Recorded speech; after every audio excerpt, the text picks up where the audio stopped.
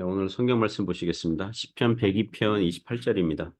주의 종들의 자손은 항상 안전히 거주하고 그의 후손은 주 앞에 굳게 서리이다 하였도다. 아멘. 네, 오늘 교회의 연약성과 불멸성, 교회의 연약성과 불멸성 이런 제목으로 하나님의 말씀 증거하겠습니다.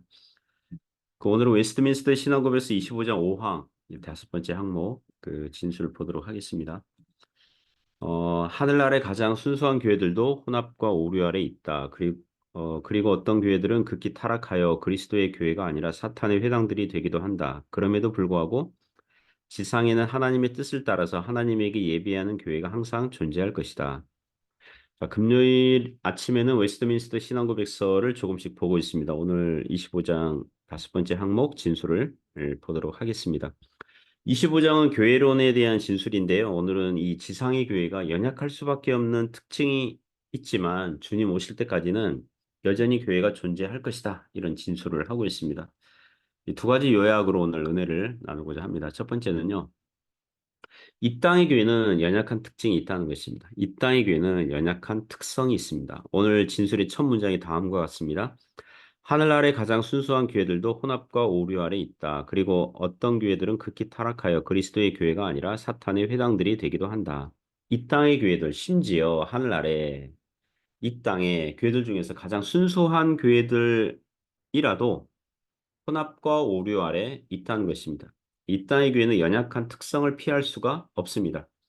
마태복음 13장 24절부터 30절 보시면 그 유명한 알곡과 가라지 비유가 나옵니다. 예수님께서 천국 비유를 하시면서 기독교 신앙생활에 자연스레 발생하는 영적 현상, 영적인 현실에 대해서 말씀하여 주십니다. 그 내용을 보면 이래요. 농부는 그 종들이죠. 이 주인의 종들이죠. 농부가 좋은 씨를 자기 밭에 뿌렸는데 밤에 그 원수가 그 밭에 은밀하게 가라지를 덧뿌리고 와요. 우리 성경에는 가라지 그랬는데 이 독보리라고 하더라고요. 독보리. 그러니까 알곡과 독보리는 처음에는 농부들도 구분하기 어렵다고 합니다. 어느 정도 자란 후에야 알 수 있다고 합니다. 싹이 나고 결실할 쯤이 되었는데 이제 종들이 그제야 이제 가라지들이 굉장히 많이 보인 거죠, 밭에. 그래서 농부들이 그 집주인의 그 종들이 주인에게 말하죠. 밭에 좋은 씨를 뿌렸는데 어떻게 가라지가 생겼는지 모르겠습니다. 그러니까 주인이 설명해줘요. 원수가 그렇게 하였구나. 이 원수는 예수께서 나중에 풀어주시기를 악한 마귀다라고 했고, 밭은 세상이다. 좋은 씨, 알곡은 천국의 아들들, 즉 참된 신자들이고, 가라지는 악한 자의 아들들, 즉 거짓 신자들이라는 것입니다. 그러니까 지역교회 한 교회 안에는 다 같은 교인들이고 같은 예배를 드리고 같은 주님을 섬기고 있지만 그 안에는 알곡에 해당하는 참된 신자들도 있고 또 가라지에 해당하는 거짓 신자들도 있다는 것입니다. 이게 뒤섞여 있는 거예요. 그것을 두고 오늘 고백서 진술에서 혼합과 오류 아래 있다라고 하는 것입니다. 알곡과 가라지 비유에서 종들이 추수 시즌이 되기도 전에 가라지들만 따로 뽑아버릴까요? 왜냐하면 가라지들을 남겨두면 알곡들이 받아야 할 영양분들이 나뉘어지잖아요. 가라지들이 빼앗아 가잖아요. 그리고 풍성한 추수를 어렵게 만들 수 있잖아요. 그런데 주인이 이렇게 얘기하죠. 가만두라. 가라지를 뽑다가 곡식까지 뽑을까 염려하노라. 그리고 어차피 추수 때가 되면 다 추수해서 가라지는 먼저 거두어서 따로 분리해서 불사르고 알곡은 곡간에 넣을 거라고 말씀해 줍니다. 추수 때에는 그 확실하게 구분이 된다는 것입니다. 그러니까 이 땅에서는 신자들 중에는 확실히 알곡에 티를 내는 신자들도 있지만 알곡 신자이지만 신앙이 약해서 가라지처럼 보이는 신자들도 있을 수 있고요. 가라지 신자가 확실히 가라지 표시를 내는 사람도 있지만 알곡처럼 비슷하게 보이는 가라지 신자들도 있을 수 있거든요. 그래서 이 땅에서는 구분하기 어렵다고요. 예를 들면 그 성경을 보면 요셉의 형들을 보십시오. 자기들 동생을 노예로 팔아버리고 아버지에게 거짓말을 하잖아요. 그때 그 시점, 그 상태의 요셉의 형들의 영적 상태가 알곡 신자들이라고 할 수 있습니까? 다 가라지처럼 보이잖아요. 요셉의 형들은. 나중에 애굽 총리가 된 요셉을 찾아와서 정탐꾼으로 몰리고 베냐민을 데려왔는데 어, 베냐민이 도둑 제목으로 노예가 되려고 하는 그런 고난과 시험 만나면서 형들이 회개하고 겸손한 자들이라는 게 뒤늦게 확인이 되죠. 그러니까 요셉의 형들이 동생을 노예로 팔아버리는 것까지만 보면 가라지 같은데 그래서 하나님 나라에서 쫓아버리면 알곡 신자들을 정죄하는 실수를 하게 된다는 것입니다. 이삭의 쌍둥이 자식들이 있죠. 야곱과 에서가 있습니다. 그 둘이 어느 정도 자랄 때까지 모두 알곡 신자들처럼 보였을 거예요. 심지어 아버지 이삭은 에서를 장자로 삼으려고 축복 기도하려고까지 했어요. 마치 오늘날 원로 목사가 후임 담임 목사를 세울 때 거듭나지 않은 사람을 목사로 세울 뻔한 것과 같은 거죠. 이삭은 장남 에서가 설마 하나님을 경외하는 신앙이 없을 줄 전혀 예상하지 못했을 것입니다. 그때까지 에서는 가정 예배 또 하나님께 제사 드리는 시간 잘 참석했을 거예요. 다만 야곱만이 형을 보면서 형이 장자권을 팥죽 한 그릇으로 팔아버렸잖아요. 그런 행위들을 있었기 때문에 아 형은 거듭난 신자가 아니구나 알곡 신자가 아니구나 이 정도 알았지 아버지는 알아차리지 못했던 것입니다. 그리고 십자가 한편 강도처럼 회개한 십자가 한편 강도처럼 한평생 주님을 모르고 살다가 죽기 전에 이 십자가 한편 강도, 회개한 강도처럼 그런 사람이 있을 수 있으니 현재의 그 모습으로 알곡인지 가라지인지 판단하는 것은 성급한 판단이라는 것입니다. 그러니까 어느 신자가 거듭난 알곡 신자인지 아닌지를 기존 신자들마저 판단의 기준에 차이가 있을 수밖에 없습니다.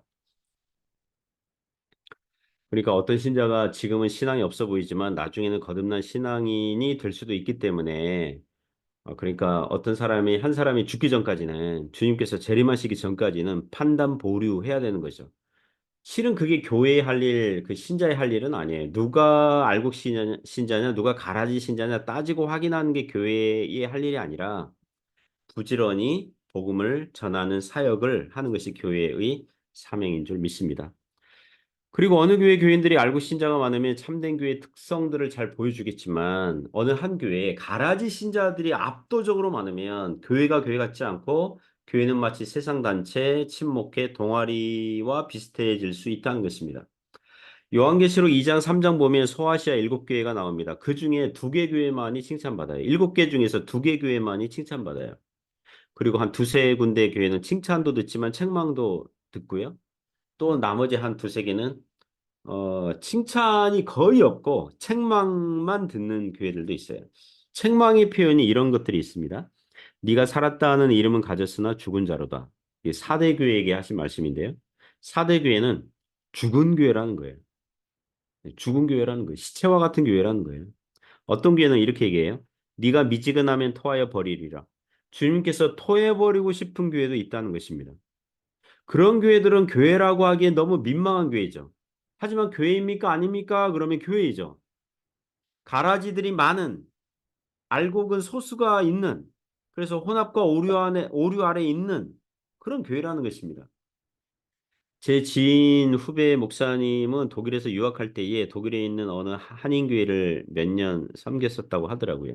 그런데 교인들 중에 거듭나지 않았는데 자기 목사님이 보기에는 거듭나지 않았는데 그 교회 오래 다니니까 직분자가 되고 교회 중직이 되고 또 재직회의를 하거나 교회 회의를 하면 이 전혀 신앙적이지 않은 발언을 하면서 이 목회자와 사사건건 이제 대립하고 반대를 하는 바람에 매우 힘들었다 이런 얘기를 들은 적이 있었습니다. 해외교회 교인들 중에서 해외에 있으니까 한국 커뮤니티 정보를 주고받고자 교회 나오는 사람들이 있을 수 있거든요. 한국 음식 먹으려고 나오거나 한국 사람 보려고 나오거나 이런 교인들이 있을 수 있다고요. 그런 사람들이 예수님을 믿고 알곡 신자들이 되면 좋은데 여전히 회심하지 않고 가라지 신자로 남아 있고 그리고 교회에 대해서 이러쿵저러쿵 자신의 세속적인 생각을 주장을 하고 그것을 관철시키려고 한다면 그때 교회는 아프게 되죠. 예, 교회 같지 않은 교회가 되는 거죠. 갈등하는 교회가 되는 거죠. 그러니까 건강한 교회가 되려면 알곡 신자들이 되면 돼요. 알곡 신자들이 되면 돼요. 은혜를 사모하는, 열심을 품고 주를 섬기는 그런 알곡 신자들이 많은 교회가 되면 그 교회가 건강하게 되는 줄 믿습니다. 두 번째 교훈은요, 이 땅의 교회들은 계속 존재한다는 것입니다. 이 땅의 교회들은 계속 존재할 겁니다. 그 다음 진술이 이래요. 그럼에도 불구하고 지상에는 하나님의 뜻을 따라서 하나님에게 예배하는 교회가 항상 존재할 것이다. 이 땅의 교회, 보편적인 교회는 주님 오실 때까지 존재합니다. 주님 오시면 이 땅의 교회는 어떻게 될까요? 이 땅의 교회는 주님 오시면 이 땅에서는 아무리 순수함을 추구하지만 그 안에는 혼합과 오류가 뒤섞여 있는 교회인데 주님께서 오시면 그 교회는 영광스럽게 변합니다. 순수한 교회가 돼요. 완전히 순수한 교회가 돼요. 승리하는 교회에 대해 교회가 되고 천상의 교회가 돼요. 주님의 신부로서 완전하게 될 거예요. 즉 주님 오시고 나면 이 땅의 교회는 하늘의 영광스러운 교회로 계속 여전히 존재할 것입니다.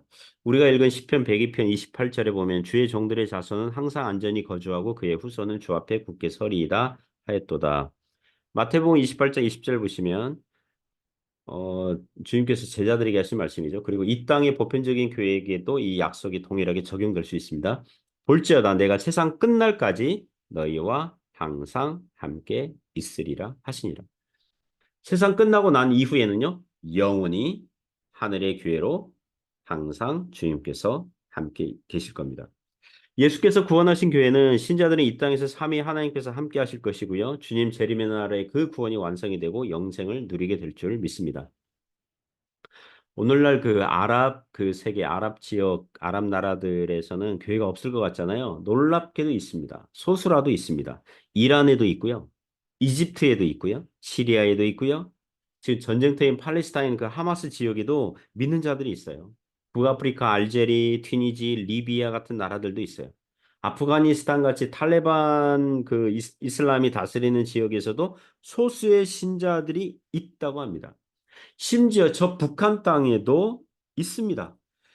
소수의 주님의 사람들이 남겨져 있습니다.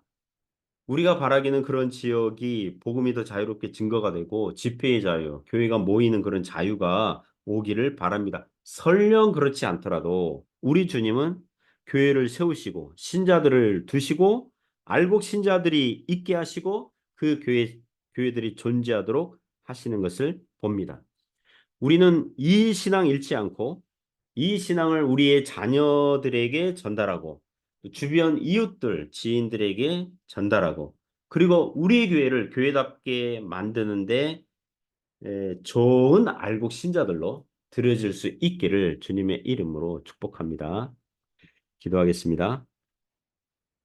하나님 아버지, 교회가 교회다울 수 있도록 저희가 알곡 신자로서 주님께 드려지는 열심을 품고 주를 섬기는 그런 은혜를 허락하여 주옵소서. 예수님 이름으로 기도드립니다. 아멘.